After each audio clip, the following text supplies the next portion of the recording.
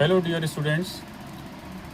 दिल्ली सल्तनत के कमज़ोर या उसके वीक पड़ने का प्रोमिनेंट रीज़न तैमूर का हमला था, जिसको हम तैमूर इन्वेज़न बोलते हैं, जो उज़्बेकिस्तान से इंडिया आया और इसने अराउंड 170 डेज़ इंडिया पे हमला किया और नुकसान किया। दिल्ली में ये 15 दिन रुका और इसने बड़ी ही मारकाट की और लोगों को मारा और काफ़ी लूटमार की।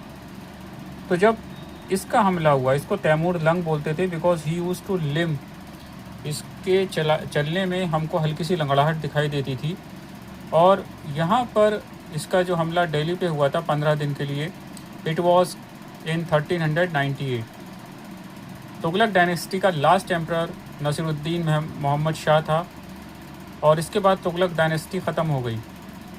तो आपको ध्यान रखना पड़ेगा, तैमूर लंग ने जो हमला किया था, it was just for 15 days, but it prove to be the last nail in the coffin of the Tughlaq dynasty.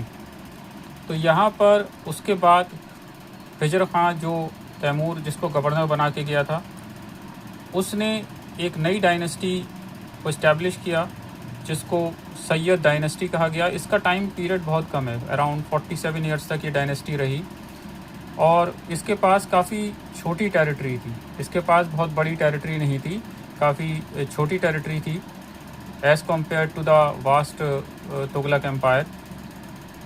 क्योंकि इसका प्रोमिनेंट रीज़न यही था कि एक तो इन्होंने अपने जो राज्य था या एम्पायर था, जितना कम एरिया में था, उस टाइम पर there was very high degree, बहुत ज़्यादा पॉलिटिकल इनस्टेबिलिटी थी। हर कोई गद्दी पर बैठना चाहता था और आसपास के जो रूलर्स थे या बड़े जागीरदार या जो हम कह सकते हैं लोकल रूलर्स एंड नोबल्स, जो दरबारी थे, वो भी इस डायनेस्टी में लगातार कॉन्स्पिरेसीज या साजिशें, षड्यंत्र कर रहे थे। तो इसका टाइम पीरियड काफ़ी कम रहा। तो सैयद डायनेस्टी तुगलक डायनेस्टी के बाद इस्टेब्लिश हुई और उसके बाद जब हम बात करते हैं लोधी डायनेस्टी की, देखिए यहाँ ध्यान रखिएगा, ये वर्ड लोधी है, लोधी नहीं है, इट इज़ LODI, लोधी। तो लोधी डायनेस्टी का फाउंडर बहलोल लोधी था और यूनिक बात यह है कि बहलोल लोधी पहला अफ़गान रूलर था जो दिल्ली के सिंहासन या थ्रोन पे बैठा।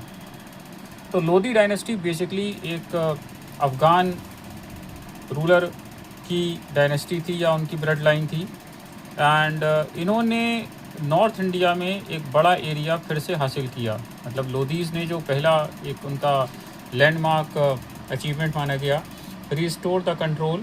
वो चाहते थे जितना भी तुगलक डायनेस्टी के टाइम पर एम्पायर था, अगर वो सब नहीं तो थोड़ा बहुत उनके पास आए। यहाँ पर उन्होंने ये कोशिश की, they try to regain the glory, they continued the efforts to regain the glory of the Tughlaq dynasty.